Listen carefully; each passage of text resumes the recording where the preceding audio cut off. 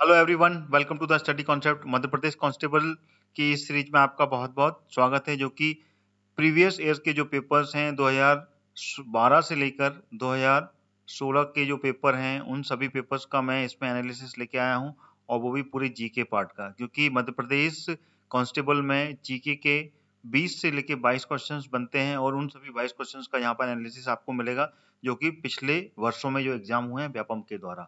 तो ये उसका 22वां वीडियो है। लगातार 21 एनालिसिस मैं ला चुका हूं, जो कि मध्य प्रदेश कांस्टेबल के पेपर्स के हैं। अगर आपने वो पूरे के पूरे पिछले वर्षों के पेपर्स के एनालिसिस नहीं देखे हैं, तो वो वीडियो भी आप प्लेलिस्ट से जाकर देखें। उसमें मैंने पिछले जितने भी पेपर्स हुए हैं, 21 पेपर्स, वो मैंने पूरे कंप्लीट किए हैं, तो उनको भी देखें। और ये 22वां है, जो कि 2016 की 31 जुलाई का है। 31 जुलाई का फर्स्ट शिफ्ट का पेपर मैंने इसमें पूरा एनालिसिस किया है, जिसमें कि टोटल 20 क्वेश्चंस आए थे, और पूरे 20 क्वेश्चंस का इसमें एनालिसिस मैंने देने की कोशिश की है। वीडियो को आखिरी तक देखें। वीडियो अगर पसंद आए तो वीडियो को लाइक और शेयर भी करें।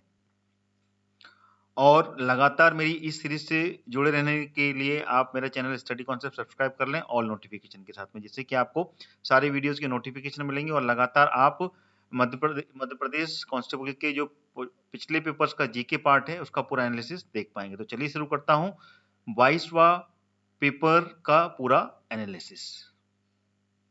तो ये आ गया पहला क्वेश्चन आपका, जो कि 2016 की 31 जुलाई का फर्स्ट शिफ्ट का पेपर है, जो कि मैंने आपको पूरा रखा है। इसमें 20 क्वेश्चंस आए हैं। पूरा अंत तक देखिएगा इस वीडियो को। पूरे 20 क्वेश्चंस का आपको इसमें एनालिसिस मिलने वाला है। पहला क्वेश्चन है, शेरों को पुनर्परिचित योजना अभ्यारण्य मध्य प्रदेश में वो कौन सी है? कान्हा, कूनो पालपुर, वन विहार, या फिर सुपोष्वर। तो इसकी कौन सा आंसर सही है? तो इसका आंसर है कूनो पालपुर। ये शेरों के लिए पुनः परिचित योजना लागू करने का मध्य प्रदेश सरकार इसका प्लान कर रही है, और इसी में से जो कूनो पालपुर अभ्यारण्य है, उसमें से पालपुर कूनो ये राष्ट्रीय उद्यान बनाकर इसमें जो गिर उद्यान है, जो गिर उद्यान कहाँ पर है? ये है गुजरात में, ठीक है ना। वहां से एशियाटिक बब्बर शेर को लाकर, ठीक है ना, इस उद्यान में रखने की योजना अभी चल रही है, लेकिन अभी आहिस्ता तौर पर इसको अभी होल्ड पर रखा हुआ है। अभी ये पूरी तरीके से क्रियान्वित नहीं हुई है। तो ये शेरों के लिए मध्य प्रदेश सरकार ने इस योजना को बनाया है, और ये अभ्यारण्य कहाँ पर है? ये है श्योपुर में। ये भी आपको याद रखना है, श्योपुर, जो कि चंबल संभाग में आता है, ठीक है ना, चंबल संभाग में। और वहीं पर पालपुर कूनो राष्ट्रीय उद्यान बनाने की योजना, यानी कि उसमें से कुछ हिस्सा लेके और कुछ हिस्सा और एक्सटेंड करके इसको पालपुर कूनो राष्ट्रीय उद्यान बनाने का अभी ये प्रस्तावित योजना है, ठीक है। तो ये आपको याद रखना है, बहुत ही इंपॉर्टेंट है ये। चलिए, और ये पालपुर कूनो, ये कूनो नदी पर है। ये भी आपको याद रखना है, ये कूनो नदी, जो कि कहाँ से निकली है? ये कूनो नदी शिवपुरी की पठार से, ठीक है ना। शिवपुरी का पठार है, वहां से कूनो नदी का उद्गम हुआ है, और ये चंबल में जाकर मिलती है। बहुत ही इंपॉर्टेंट है ये सारे पॉइंट्स, इनको आपको याद रखना है। अगला क्वेश्चन आ गया आपके सामने, राज्य का सबसे बड़ा विधि अधिकारी कौन सा होता है? महान्यायवादी, महाअधिवक्ता, सॉलिसिटर जनरल, या फिर महासचिव विधि विभाग। तो इसका जो सही उत्तर है वो कौन सा है? तो इसका सही उत्तर है महाअधिवक्ता। बी है इसका सही आंसर, ठीक है ना। जो राज्य का सबसे बड़ा कानून का अधिकारी जो होता है सरकारी तंत्र का, वो महाअधिवक्ता होता है, ठीक है। तो this is the correct answer. अगला क्वेश्चन आ गया आपका, भारत में 25 अक्टूबर 1951 से लेके 21 फरवरी 1952 के बीच में क्या हुआ था?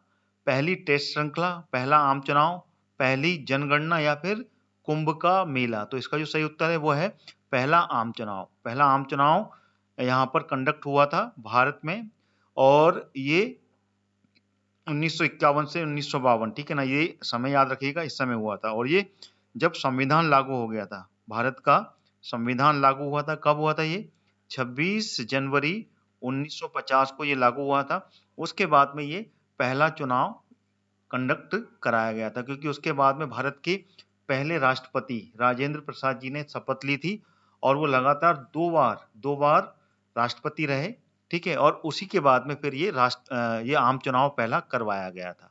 जो कि 1951 से 25 अक्टूबर 1951 से लेके 21 फरवरी 1952 के बीच में हुआ था। बहुत ही इंपॉर्टेंट है। भारत का गणतंत्र यानी कि 26 जनवरी को जो गणतंत्र पर्व मनाया जाता है, वो भारत का संविधान लागू होने के उपलक्ष्य में मनाया जाता है। यानी कि भारत का जो गणतंत्र लागू किया, भारत को चलाने का जो संविधान बना, उसके उपलक्ष्य में ये गणतंत्र पर्व हर 26 जनवरी को हर वर्ष मनाया जाता है। ठीक है। अगला क्वेश्चन आ गया, नागपुर स्थित अंतर्राष्ट्रीय हवाई अड्डे का नाम भारत के किस पूर्व कानून मंत्री के नाम पर है? बी आर अम्बेडकर, मौलाना आजाद, महात्मा गांधी या फिर डॉक्टर राजेंद्र प्रसाद? तो इसमें से जो कानून मंत्री रहे वो रहे थे बी आर अम्बेडकर, जो कि संविधान के निर्माता भी रहे हैं। ठीक है ना, संविधान के जो प्रारूप समिति है उसके अध्यक्ष भी रहे। तो इनके नाम पर है नागपुर का जो अंतर्राष्ट्रीय हवाई अड्डा है। ठीक है, बहुत ही इंपॉर्टेंट है। इसमें बहुत से फैक्ट्स आपको मालूम पड़ेंगे। बी आर अम्बेडकर जो कि कानून के निर्माता हैं, कानून को बनाया इन्होंने, प्रारूप समिति के ये अध्यक्ष रहे। ठीक है ना, तो ये सारी फैक्ट्स आपको बिल्कुल याद कर लेने हैं, क्योंकि इसमें से कुछ भी क्वेश्चंस बन सकते हैं। ठीक है, चलिए अगला क्वेश्चन आ गया, सबसे प्राचीन घरानों में से एक ग्वालियर घराना हिंदुस्तानी शास्त्रीय संगीत की किस विधा का अनुसरण करता है? ध्रुपद, ख्याल, ठुमरी या फिर तराना? जो ग्वालियर का घराना है वो ख्याल जो शास्त्रीय संगीत की विधा है उसका अनुसरण करता है। तो ये इसका सही उत्तर है, इसको याद कर लीजिएगा, ख्याल है। ठीक है, this is the correct answer. अगला क्वेश्चन आ गया, अपने राज्य के सबसे युवा और सबसे ज्यादा कम उम्र वाले मुख्यमंत्री कौन है? ऑप्शन आपके सामने है, प्रकाश सिंह बादल, एनडी तिवारी, अमरिंदर सिंह या फिर भगत सिंह किशोरी। देखिए ये 2016 का एग्जाम था और ये उस समय का करंट अफेयर्स है। ठीक है ना, ये करंट अफेयर्स में आ रहा है और करंट अफेयर्स से ये क्वेश्चंस बना है। तो उस समय के जो सबसे कम उम्र के जो मुख्यमंत्री थे वो किस सरकार में थे? वो थे पंजाब सरकार में। पंजाब के जो अकाली दल के मुख्यमंत्री रहे प्रकाश सिंह बादल, ये सबसे कम उम्र के मुख्यमंत्री उस समय के रहे थे। तो ये ध्यान रखिएगा, ये करंट अफेयर्स में आता है और ये उस समय का क्वेश्चन है। ठीक है, तो इसका मैंने आंसर आपको बता दिया है। ठीक है, this is the correct answer. अगला क्वेश्चन आ गया, हुसैन सागर झील पाई जाती है कहाँ, किस जिले में है? उदयपुर में, माउंट आबू, हैदराबाद या इनमें से कोई नहीं? तो इसका जो सही उत्तर है वो है हैदराबाद। जो हुसैन सागर झील है वो हैदराबाद में स्थित है। ठीक है, और ये हुसैन सागर झील सिकंदराबाद, जो सिकंदराबाद है, सिकंदराबाद और हैदराबाद, ठीक है ना, उसके बीच में है यहाँ पर। यानी कि ये हैदराबाद के बॉर्डर पे आती है, उसके बाद में सिकंदराबाद लग जाता है। दोनों झील की, दोनों सिटी की कनेक्टिविटी के बीच में ये हुसैन सागर लेक पड़ती है। कभी आप ट्रेन से जाएंगे then you will get that, दोनों की कनेक्टिविटी आपको देखने को मिलेगी। हुसैन सागर लेक के बाद में पहले हैदराबाद आता है, फिर सिकंदराबाद आता है। ठीक है, लेकिन ये जो हुसैन सागर लेक है ये हैदराबाद जिले के अंतर्गत आती है। ठीक है, अगला क्वेश्चन आ गया, वह पवित्र नदी जो कि सिंहस्थ कुंभ मेलों का स्थल है, नर्मदा, सिंधु, क्षिप्रा या फिर गंगा नदी? तो इसका जो सही उत्तर है वो है क्षिप्रा नदी, जो कि कहां पर है? उज्जैन में।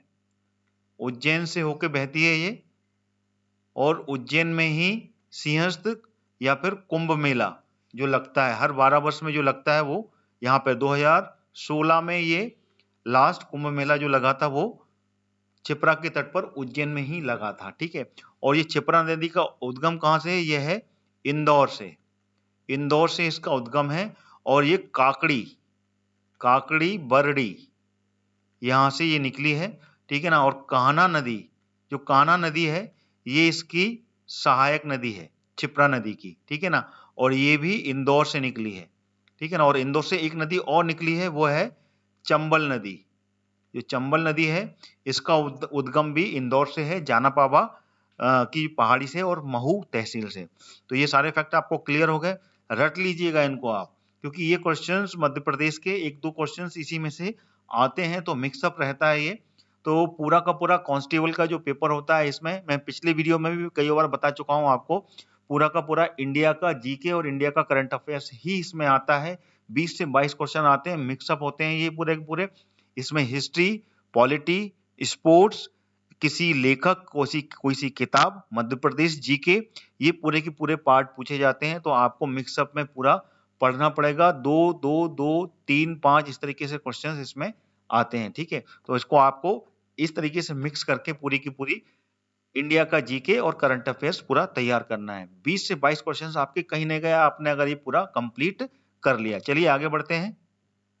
अगला क्वेश्चन आ गया, निम्नलिखित जिलों में से कौन सा जिला शहडोल संभाग में नहीं है? देखिए ये मध्य प्रदेश से आ गया, मध्य प्रदेश जीके का क्वेश्चन है ये। तो इसमें बताइए शहडोल, अनूपपुर, उमरिया या फिर डिंडोरी।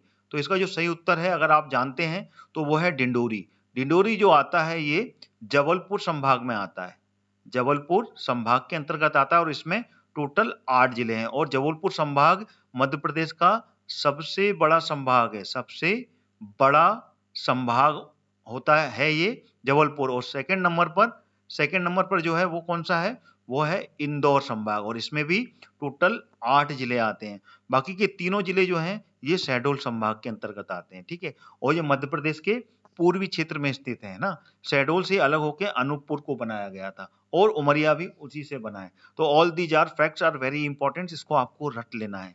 मध्य प्रदेश जीके की प्लेलिस्ट जाइए और वहां से आप मेरे सारे वीडियोज देखिए topic wise. You will get all the topics related to the Madhya Pradesh GK. तो वहां से आप पूरे के पूरे मध्य प्रदेश का ज्ञान पा सकते हैं। कहीं पे भी कोई भी डाउट हो, you can rise question in the comment box, मैं यहाँ से आपको उसका उत्तर अवश्य दूंगा। और साथ ही साथ में मेरी पूरी की पूरी आप सीरीज, मध्य प्रदेश जीके की सीरीज अलग चल रही है, साथ ही साथ में ये कांस्टेबल का जो प्रीवियस ईयर के पेपर है इसका एनालिसिस चल रहा है, एमपीपीएससी की भी सीरीज चल रही है स्पेसिफिक, और साथ में कंप्यूटर्स की भी सीरीज चल रही है। तो सारी सीरीज आप देखिए, 100% यू विल गेट 100% जीके, ठीक है ना। तो कहीं से भी आपका कोई सा भी जीके पार्ट इनकम्प्लीट नहीं होने वाला है अगर आप मेरा स्टडी कॉन्सेप्ट चैनल सब्सक्राइब करके उसके सारे वीडियोस देखेंगे तो, क्योंकि ऑल नोटिफिकेशन के साथ में आपको सारे वीडियोस के नोटिफिकेशंस मिलने वाले हैं। तो सभी वीडियोस में आपको स्पेसिफिक पूरा का पूरा करंट अफेयर्स, ठीक है, करंट अफेयर्स की भी मैं डेली मध्य प्रदेश का करंट अफेयर्स की भी वीडियोस लेके आ रहा हूं, तो उसको भी आप देखिए, then you will get all 100% GK part from my channel. Okay,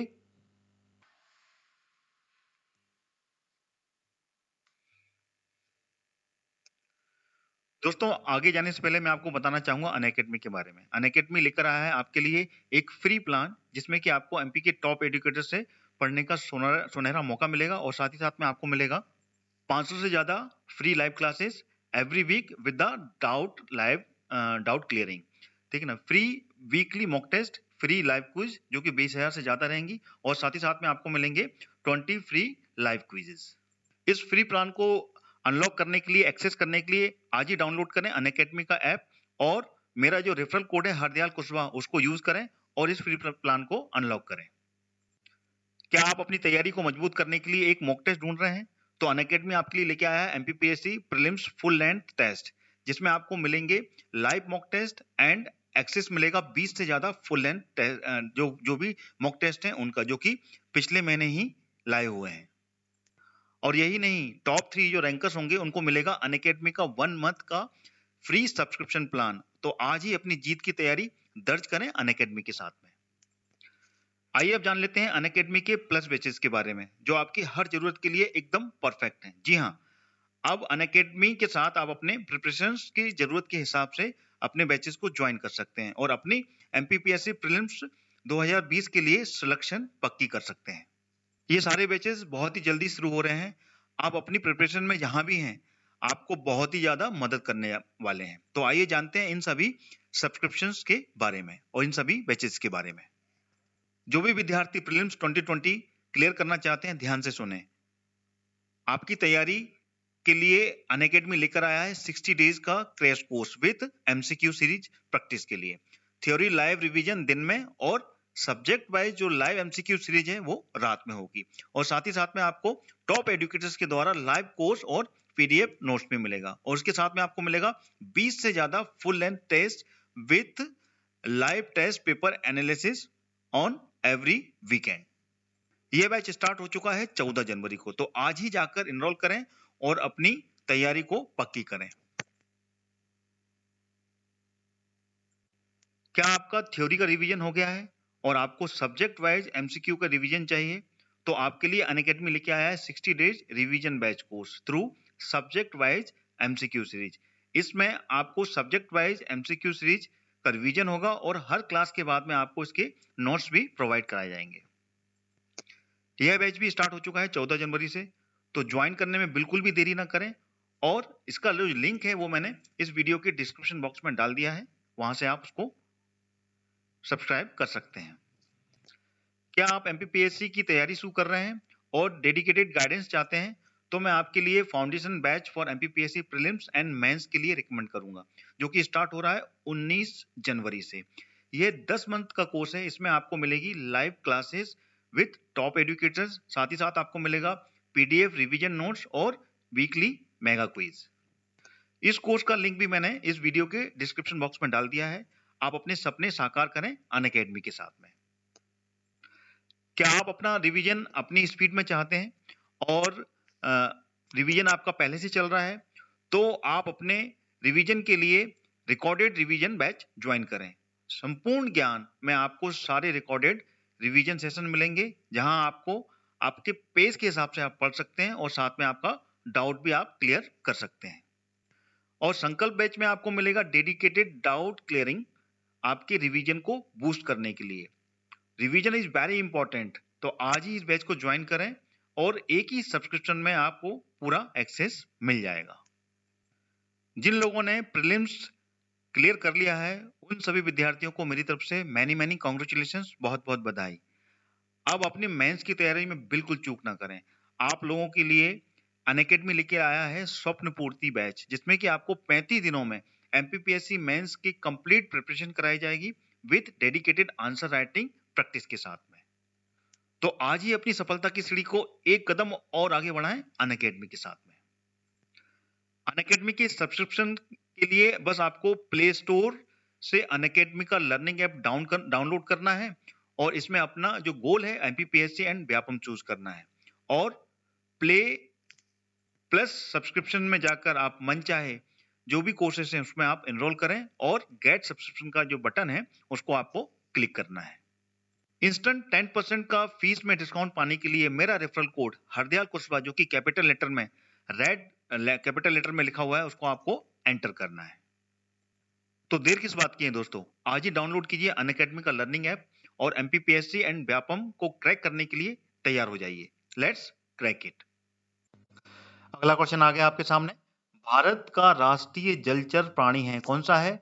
नदी की डॉल्फिन, सुनहरी महासिर, या फिर ऑलिव रेडिल टर्टल, या फिर हिल्सा। तो इसका सही उत्तर कौन सा है? तो वो है नदी की dolphin. This is the correct answer. और ये डॉल्फिन जो मछली है वो किस नदी में पाई जाती है? तो ये पाई जाती है चंबल नदी में। चंबल नदी में इसका संरक्षण किया जा रहा है और चंबल नदी में ये बहुत ही ज्यादा मात्रा में पाई जाती है। ठीक है, तो ये भारत का राष्ट्रीय जलचर प्राणी है। अगला क्वेश्चन आ गया, राज्यसभा के सभापति के पास में क्या होता है? वोट करने के लिए कोई अधिकार नहीं, या बराबरी के मामले में वोट करने का अधिकार, सभी मामलों में मतदान का अधिकार, या फिर संशोधन बिल पर ही मत करने का अधिकार। तो इसका जो सही उत्तर है वो है बराबरी के मामले में वोट करने का अधिकार। This is the correct answer. ठीक है ना, B is the correct answer. और राज्यसभा का जो सभापति होता है वो कौन होता है? वो होता है उपराष्ट्रपति। ये आप जरूर याद रखिएगा, उपराष्ट्रपति जो होता है वो राज्यसभा का सभापति कहलाता है। ठीक है, तो this is the correct answer. अगला क्वेश्चन आ गया, देखिए ये आ गया आपके पास में पुस्तक के ऊपर, जो मैंने आपको बताया था मिक्स में आते हैं। मध्य प्रदेश के कौन से हिंदी कवि ने ब्रह्म राक्षस के लेखक हैं? ब्रह्म राक्षस किसने लिखी है? गजानन मुक्तिबोध, राहत इंदौरी, उदय प्रकाश, या फिर मृणाल पांडे। तो इसका सही उत्तर कौन सा है? तो इसका सही उत्तर है गजानंद मुक्तिबोध। ए इज द करेक्ट आंसर। जो ब्रह्म राक्षस के लेखक हैं वो गजानंद मुक्तिबोध है। अगला क्वेश्चन आ गया, अर्जुन पुरस्कार की अधिकतम संख्या है जो कि एक वर्ष में दी जा सकती है, यानी कि एक वर्ष में मैक्सिमम कितने अर्जुन पुरस्कार दिए जा सकते हैं? 10, 15, 25 या फिर 30। तो इसका जो सही उत्तर है वो है 15। ठीक है ना, B is the correct answer. Maximum 15 Arjuna पुरस्कार दिए जा सकते हैं, जो कि खेल में जो अच्छे खिलाड़ी होते हैं, ठीक है ना, चाहे वो क्रिकेट हो, वॉलीबॉल हो, हॉकी हो, बैडमिंटन हो, या फिर लॉन टेनिस हो, किसी भी खेल में जो अच्छे खिलाड़ी होते हैं उनको अर्जुन पुरस्कार के रूप में सम्मानित किया जाता है। तो this is the correct answer. Maximum 15 Arjuna पुरस्कार एक वर्ष में दिए जा सकते हैं। अगला क्वेश्चन आ गया, ब्रह्म समाज किसके द्वारा प्रारंभ किया गया था? देखिए ये हिस्ट्री पर आ गया पूरा, तो सारे पॉइंट आते हैं, सभी तरीके के क्वेश्चन आते हैं।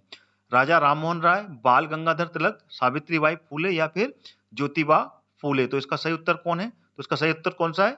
राजा Ram Mohan Roy. This is the correct answer. Raja Ram Mohan Roy ने ब्रह्म समाज की स्थापना की थी और उसकी शुरुआत की थी। और राजा राम मोहन राय थे जिन्होंने की सती प्रथा का अंत किया था। जो सती प्रथा है इसको अंत करने वाले जो थे वो राजा राम मोहन राय थे।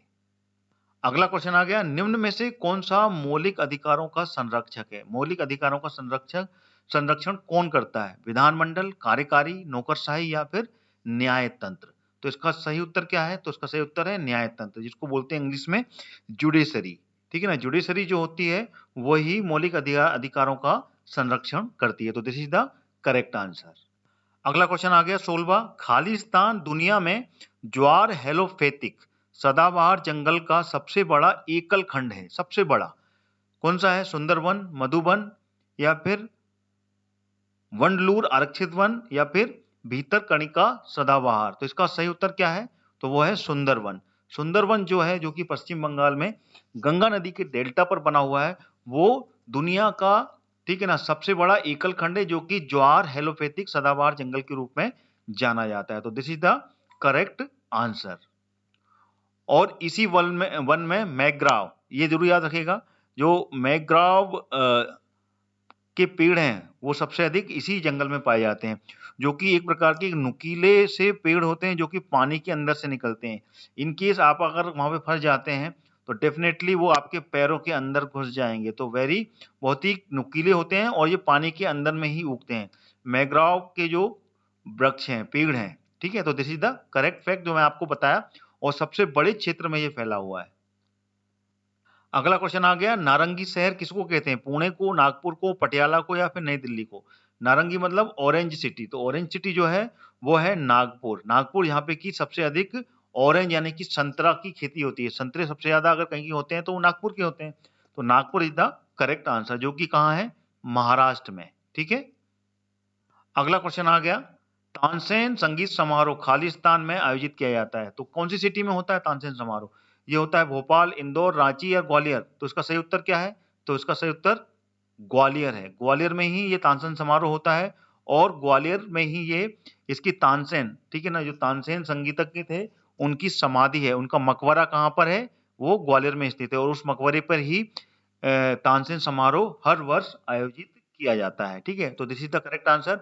और तानसेन के मकबरे के पास में ही मोहम्मद गौस जो कि इनके गुरु रहे, ठीक है ना, उनके कार्यकाल में उनका भी मकबरा है। तो दोनों के मकबरे बिल्कुल आसपास हैं ग्वालियर में। ठीक है। तो this is the correct fact. और तानसेन कौन थे? ये अकबर के नवरत्नों में से एक थे। ठीक है ना, अकबर के समकालीन थे और इन्होंने ये जो रीवा के जो महाराज थे, उन महाराज के यहाँ से इनको लेके आए थे और उसके बाद में ये अकबर के दरबार में इनको नवरत्न में से बनाए गए थे। और इन्हीं के समकालीन थे बेजू बावरा। तानसेन के समकालीन थे बेजू बावरा, इसलिए इसको भी आप याद रखिएगा। जो बेजू बावरा हैं वो भी इन्हीं के समकालीन थे और दोनों का ही यहाँ पे एक प्रकार से क्या हुआ था, दोनों के बीच में एक संगीत की वो हुई थी, एक प्रतिस्पर्धा हुई थी और उसमें तानसेन और बेजू बावरा के बीच में एक पूरा का पूरा कंपटीशन हुआ था। उसमें बेजू बावरा ने जो दीपक राग और मेघ मल्हार दोनों ही गाए थे। ठीक है। और उसके बाद में ये इनकी बहुत ज्यादा तबीयत खराब हो गई थी, उसके बाद में इनकी मृत्यु भी हो गई थी। ठीक है। और इनकी जो समाधि है वो कहाँ पर है? चंदेरी में है। ये आपको याद रखना, चंदेरी में है इनकी समाधि बेजू बावरा की। और तानसेन की समाधि कहाँ पर है? ग्वालियर में। ठीक है। चंदेरी कहाँ पर है? ये अशोकनगर में है बेजू बावरा का। ठीक है। ये भी आपको याद रखना है। ठीक है। अगला क्वेश्चन आ गया आपके सामने, आयुर्वेद की सबसे प्राचीन किताब कौन सी है? चरक संहिता, सुश्रुत संहिता, अथर्ववेद या फिर मुंडक उपनिषेद? तो इसका सही उत्तर कौन सी है? इसका सही उत्तर है चरक संहिता। ये आयुर्वेद की सबसे पुरानी किताब है। ठीक है। अगला क्वेश्चन आ गया, संविधान सभा द्वारा संविधान इस दिन पारित हुआ था। ऑप्शन आपके सामने है, मैं पहले भी आपके सामने इसके बारे में आंसर दे चुका हूं इसी वीडियो में। तो बताइए कब हुआ था? अक्टूबर 17, 1949, नवंबर 14, 1949, नवंबर 26, 1949 या फिर जनवरी 26, 1949? तो इसका सही उत्तर क्या है? तो सही उत्तर है 26 जनवरी 1950 को ये लागू हुआ था संविधान, संविधान सभा द्वारा संविधान पारित किया गया था 26 जनवरी 1950 को, और ये संविधान पूरा बनकर जो तैयार हुआ था, प्रारूप समिति ने सौंपा था संविधान सभा को, वो सौंपा था 26 नवंबर 1949 को। ये ध्यान रखिएगा, ये संविधान सभा को प्रारूप समिति, जिसके की अध्यक्ष थे भीमराव अंबेडकर, उन्होंने सौंपा था। देन उसके बाद में लागू होने की डेट थी 26 जनवरी 1950। तो ये इसका सही उत्तर हुआ। तो ये थे पूरे 20 क्वेश्चन जो कि 2016 की फर्स्ट शिफ्ट का पेपर था जो, ठीक है ना, 2016 की फर्स्ट शिफ्ट में 31 जुलाई को ये पेपर हुआ था। उसका पूरा एनालिसिस मैंने आपको दिया।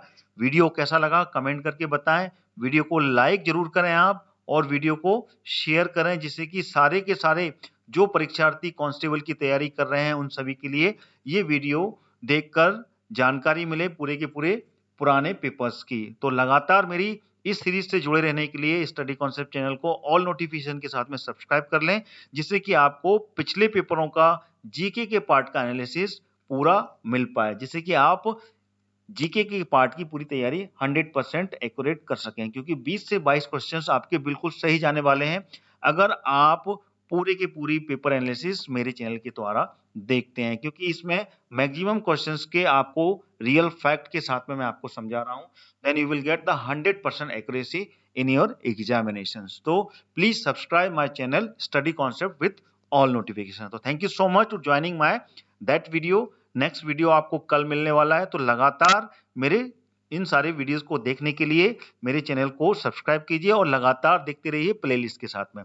तो thank you so much to joining my this video once again.